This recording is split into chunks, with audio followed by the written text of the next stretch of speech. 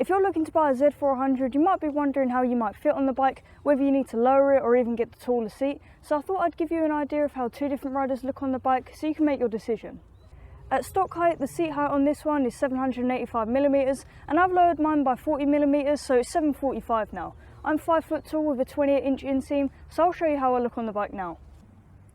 So this is how I fit on my lowered version of the bike. As you can see, I'm kind of on the balls of my feet, which I find very comfortable. At stock height, I could ride it, but I was right on my tiptoes. I can put a picture here to show you. So I found it a bit more comfortable to lower the bike. I think because it's so light and manageable, as long as you can get the balls of your feet on the floor, you'll be fine.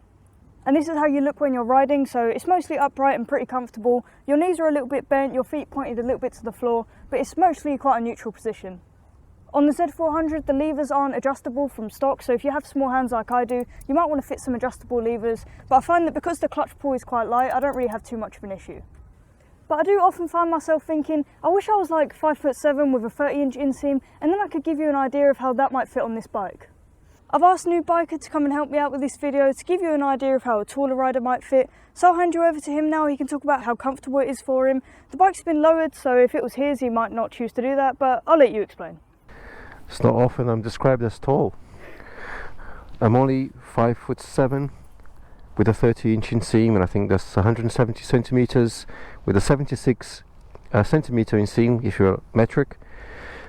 Sitting on the bike, very easy to flat foot, even with slightly bent knees on both sides. So very, very secure with this lowered version.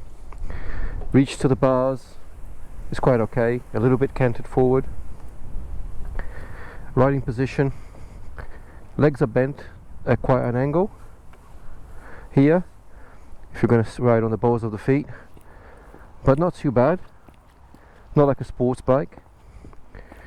Reach for the pedals is quite okay, and yeah, reach for the levers is not bad as well, but that depends on your hand size.